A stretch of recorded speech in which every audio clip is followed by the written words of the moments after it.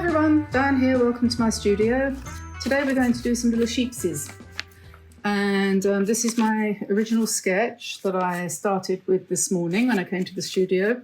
Started off by drawing it in pencil, and then I tried it in ink, and then I've been playing around with different colours. And there are so many different ways that you could, one of the biggest problems about painting and getting started, I think, is making up your mind what to do, because there's so many options.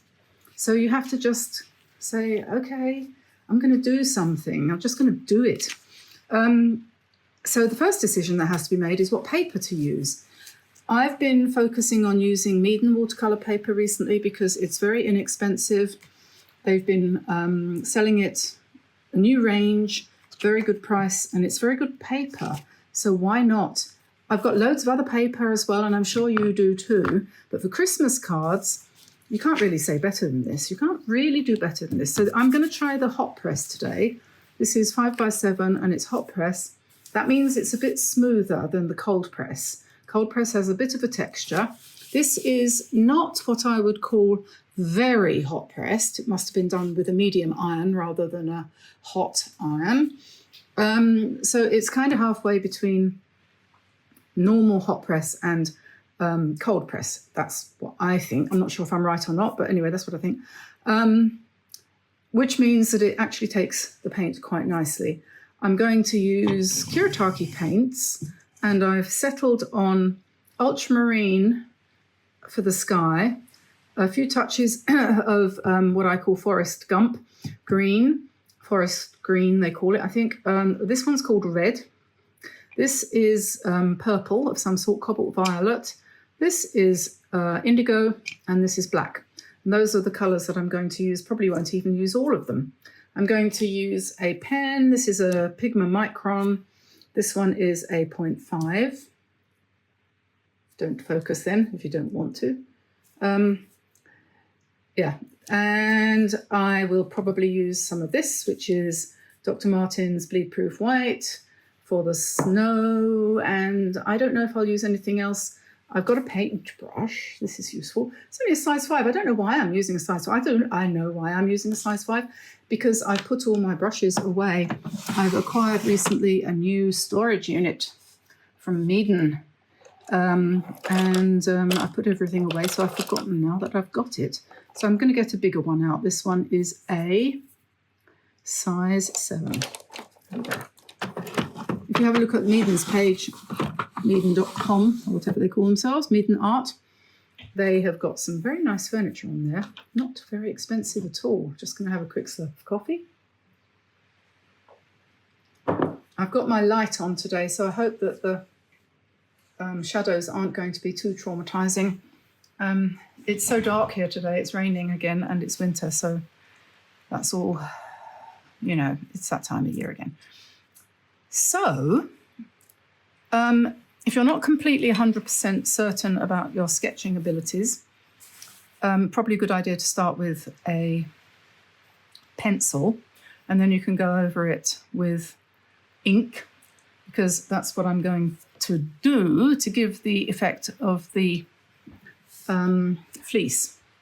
So yes, let's have a kind of hill in the background, and then I'm going to put the sheep's there's different ways you could do this. You could start at the bottom with the legs.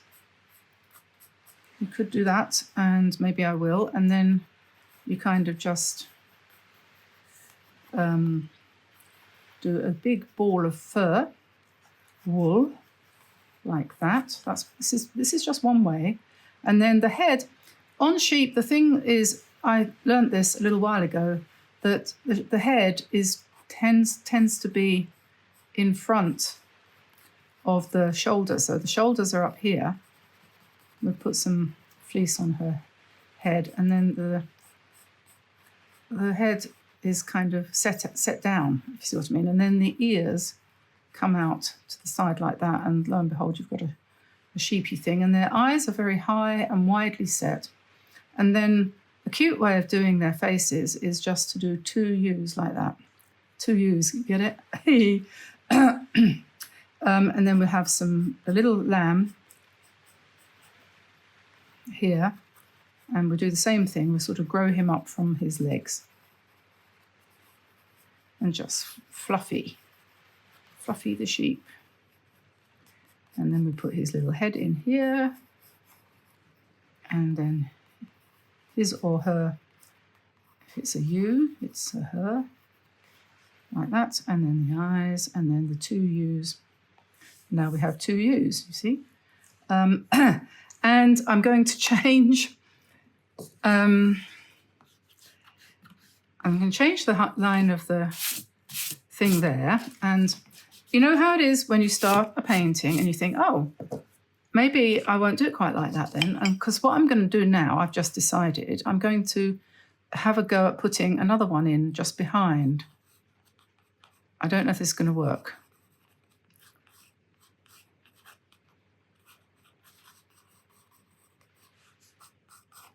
I don't know if it's going to work.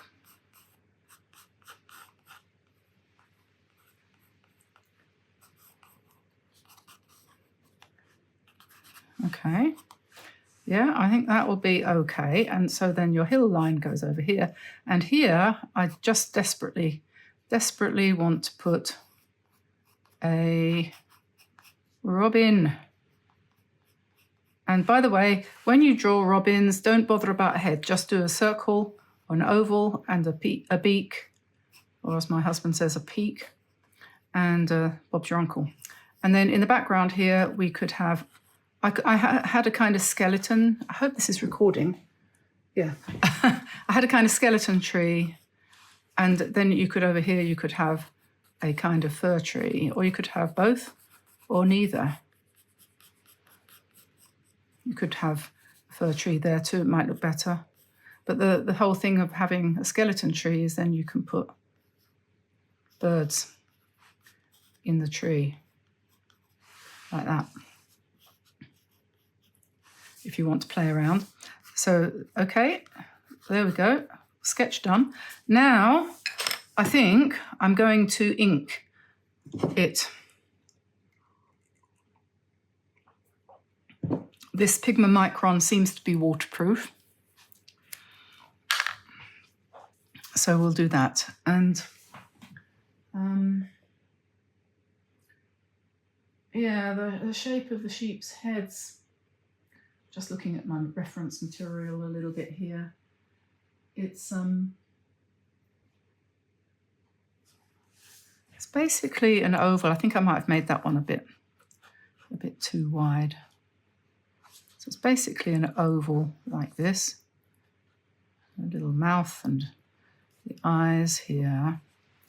And I'm just going to scribble in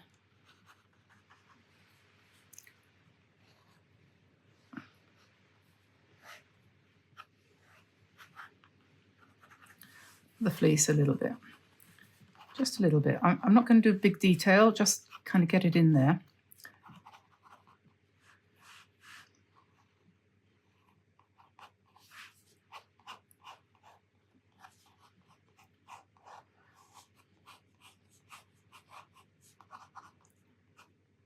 And my little bird, little robin, and smiley girl, and the lamb,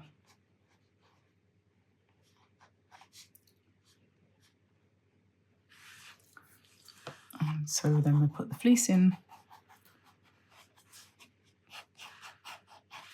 And the legs. We can paint all this in later.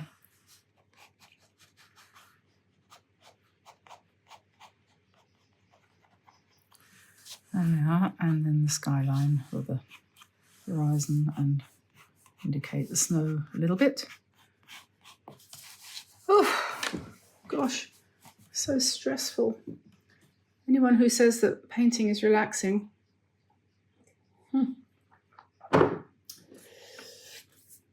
Yeah, so let's put a nice dark blue, purpley, indigo-y sky, and the reason why is because we're going to put snow on top of it, aren't we? And it won't show up otherwise. So let's do that.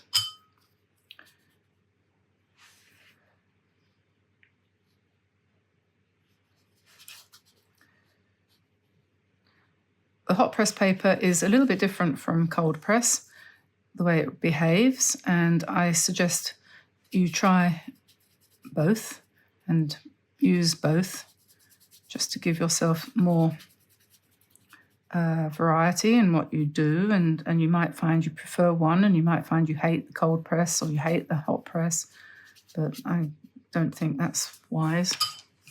Okay, and I'm going to drop in some green here, and this is the way this painting is going to develop.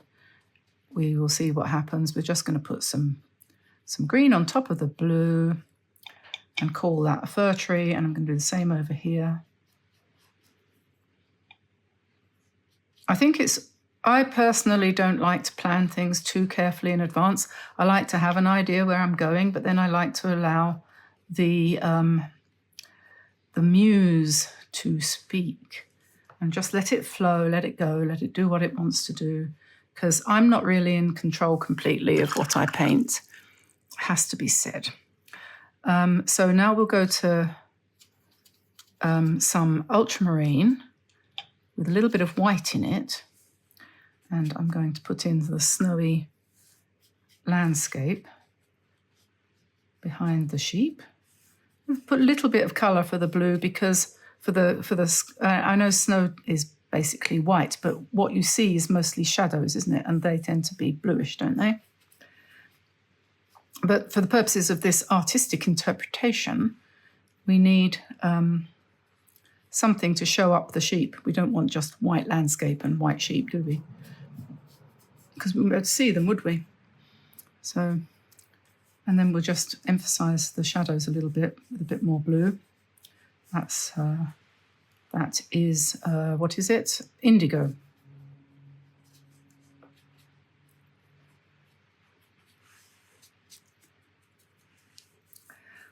Right, and then I think I'll give them black ears. That's blue. That won't work. This is black. We could have black faces as well. I might do that. Let's see how we feel once we've got the ears in. We could have a little bit of black.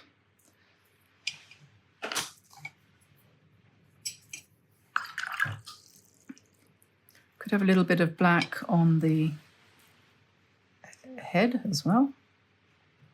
Just drop that in there.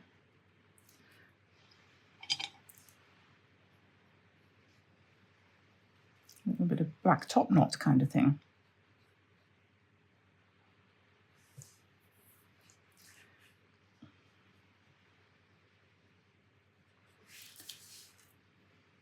And the feet, legs, I mean.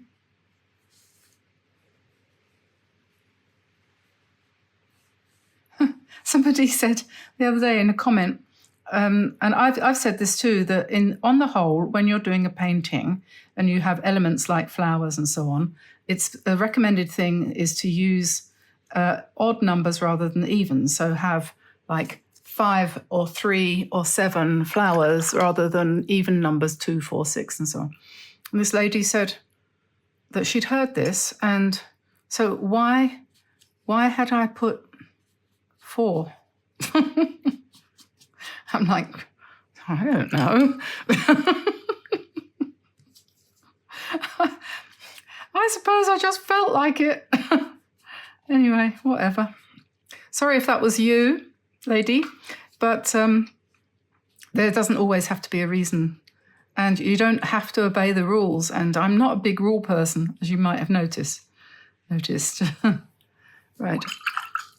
And yeah, I just need to put this red breast in for the bird here. There we go. And I'm going to take a little bit more Forrest Gump and just strengthen up these trees here a little bit. And keep them nice and loose.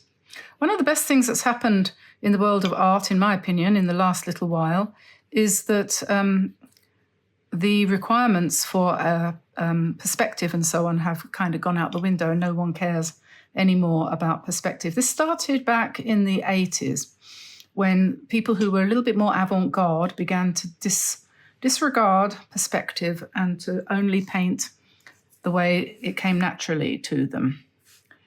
And it's been going further and further down that route for a long time now, to the point now where if somebody bothers with perspective for a landscape and so on, you start to think, oh, wow, that's unusual. They bothered with perspective. But we don't need to. Size, scale, perspective, and all those kinds of things are now optional. Now I'm just wondering about their faces. And I'm thinking they probably will look more cute if I give them dark faces. So I'm going to do that.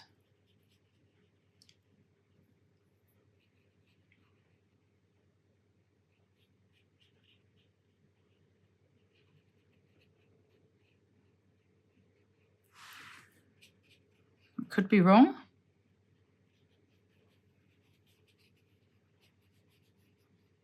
But we'll see. It's gone very quiet here.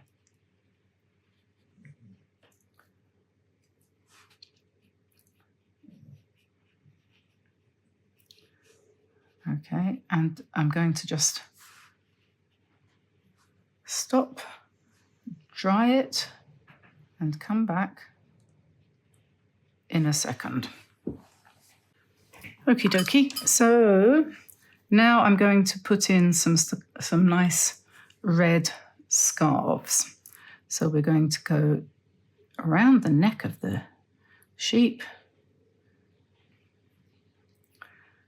I think, and we have a little flyaway kind of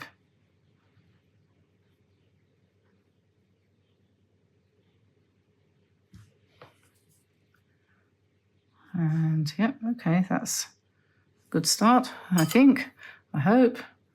And he's going to have one too.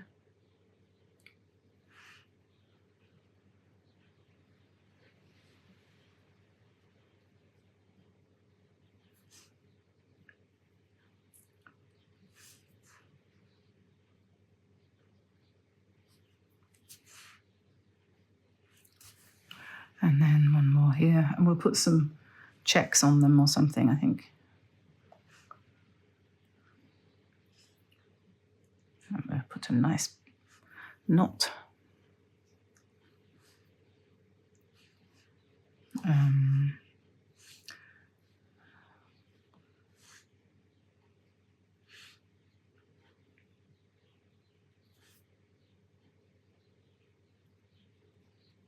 Blowing in the wind.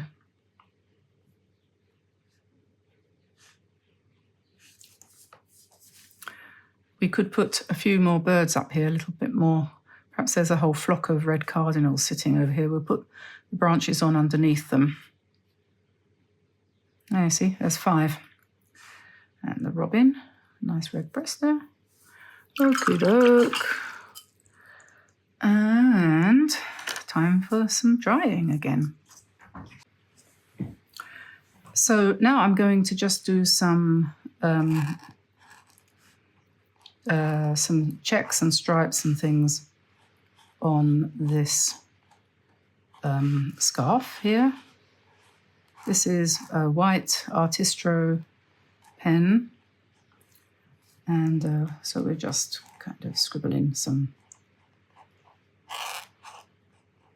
lines. I'll do some black ones in a minute, I think, and just kind of seeing how it goes. I haven't done this before.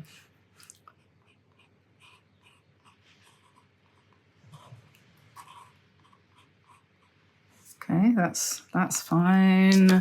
And then some black ones, because, you know, it's like tartan, isn't it? Sort of Scottish. checks.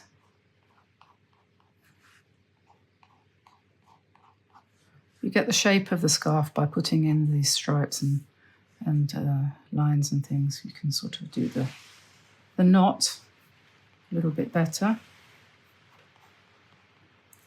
You can take your time. I'm trying to do it reasonably quickly because we're trying to make these into 15-minute projects, and to be realistic, whether or not you can do it in 15 minutes, it's going to depend how careful you are and how many details you put in. But you could definitely get the basis in 15 minutes, I'm sure of it. Okay. Just make the eyes a little bit more oval and give him a bit more darkness, him or her. Are you a you?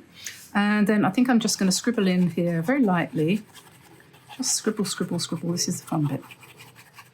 Scribble in the fleece. I'm halfway through knitting myself a winter jumper from the fleece from one of our sheep. And of course I didn't spin enough wool, so I've got stuck. And then I was ill, and I started it back in the spring, and I thought I'll have plenty of time to do this for the winter. And I haven't. I kept putting it off and thinking, oh, it's too hot to knit, it's too hot to spin. And then next thing I know, I've got COVID, and the next thing I know, we've got a hurricane, and then I've got all of this work to do for the studio, for the channel, and big crisis in the Middle East, and oh, God almighty, you know. So anyway, it's not all bad, it's all good. It's just there's a lot of it. Right, I think we're getting to the end here. I'm just going to put some shape to these leaves. And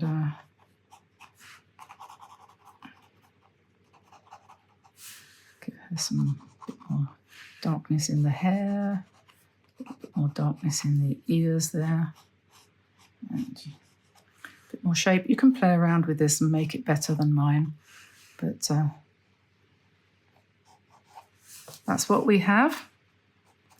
This is what we find, and I think that's pretty much where we are. I'm going to leave it there. And so there we are. 3 sheep on a hillside in the snow. Oh, I forgot the snow. Can't do that. Can't forget the snow, can we? Let's get some nice white, dilute it with a little bit of water, and just spatter in the snow. Lots of nice snow.